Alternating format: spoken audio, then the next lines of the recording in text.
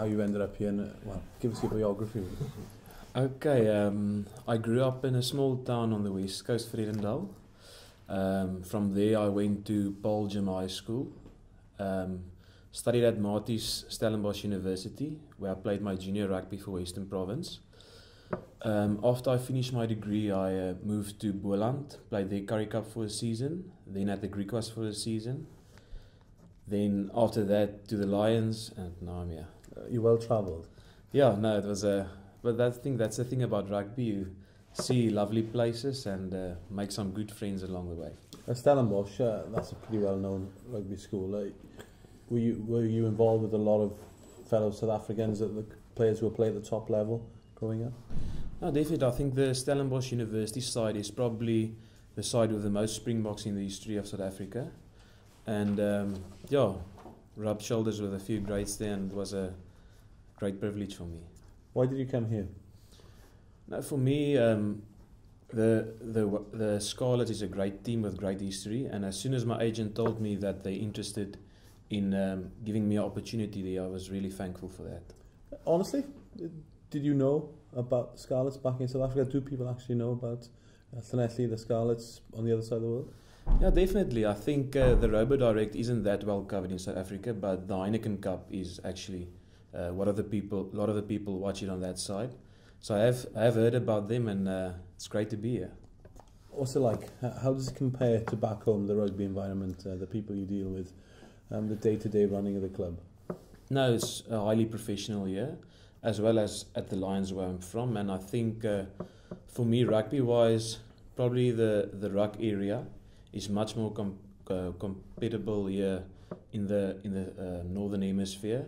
And scrum time as well. The guys really dig in and have a good clash on each other. When you mean competitive, what? The referee allows it to be competitive, it's more fierce there? Yeah, definitely. And I think it's more, if I can say, more numbers to the ruck. It feels that the guys are competing much more at the breakdown, where like in the southern hemisphere, it's all about getting on your feet, forming that defensive line, not committing too much numbers to a ruck. But I think it's awesome for the game, yeah.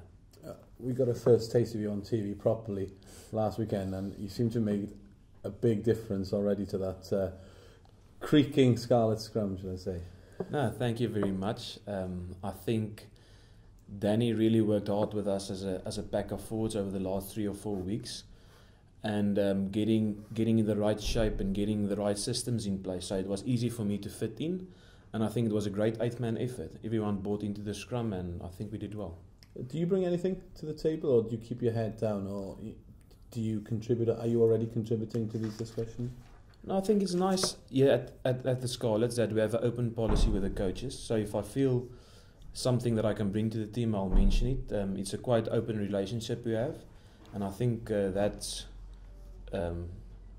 great for everyone. What about your ambitions? Are you South African? Could you see yourself staying here, qualifying to play for Wales? Yeah, that will be a massive honour for me, and if it comes my way, I'll be very happy. But for now, it's just focusing on Ulster next week. It's going to be a massive game, and contributing to every game. And as I said, it's still early days. 3 years is a long time, and there's lots of things that can happen. Yeah, it is early days, but that's certainly in the back of your mind. It's a possibility. You're open to the possibility of that happening. No, definitely. It will be a massive honour for me to play for such a great nation and people that love the game this much. And tight heads are in big demand, especially in Wales these days, especially this week in Wales, considering that we've lost another one to injury. Yeah, it seems to be there's a bit of a curse on the 3 jersey at the moment. But I think Sams is there, and I think he's gonna, if he gets the opportunity, he's gonna do great. What about the other tight head? Samson, oh, sorry, I thought you meant, sorry, Samson Lee, you mean, yeah. Do you think he'll get an opportunity? No, it will be awesome for him. I think for a 20-year player to get that opportunity and to do what he's doing at the moment, I think he'll do good. Is he up for it? Is he, I mean, physically, is he ready? Because it's a young age for a tight head. No, definitely. I think you always learn something in the tight head position, but as you say, you never know until the guy gets the opportunity. And I think he worked really hard, and I think if he gets that opportunity, we'll grab it with both hands. Okay, yeah, Rob? Great. What was the difference last week in Ulster and Jacobie? What do you think won you the game up there?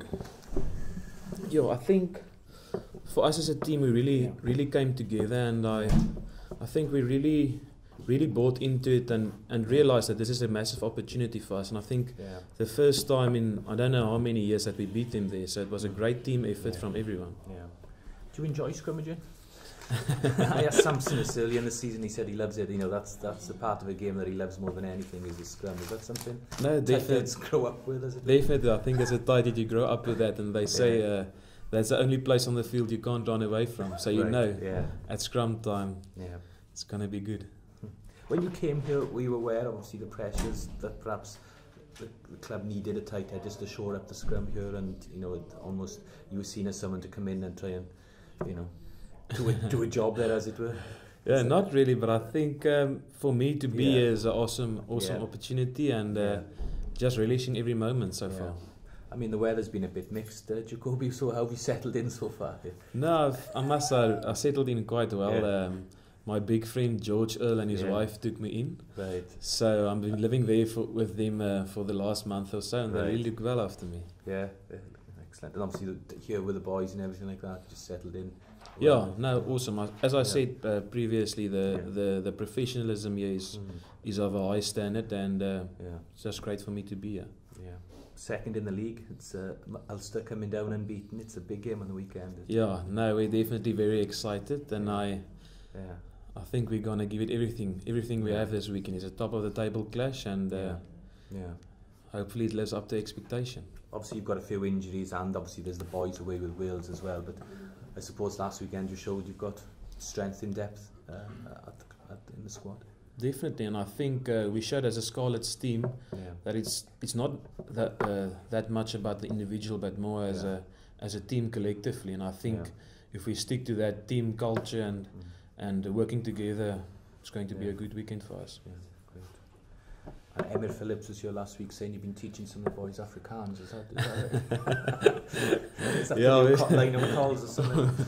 No, we're slowly but surely getting them there, getting them to drink some red wine and eat some meat. So hopefully myself, George and Joe Snyman will get the guys going. Brilliant.